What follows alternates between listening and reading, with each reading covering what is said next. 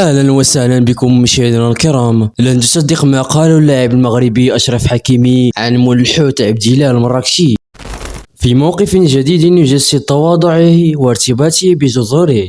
قدم النجم المغربي اشرف حكيمي دعمه الكامل لعبد الاله بائع السمك بمراكش، مؤكدا مرة أخرى أنه ليس مجرد لاعب كرة قدم عالمي، بل ابن الشعب الذي لا ينسى أبناء وطنه. وقد لقيت هذه اللافتة الإنسانية تفاعلا واسعا على منصة التواصل الاجتماعي، حيث أشاد المغاربة بموقف أشرف حكيمي، معتبرين أنه نموذج يتحدى به في العطاء والتضامن.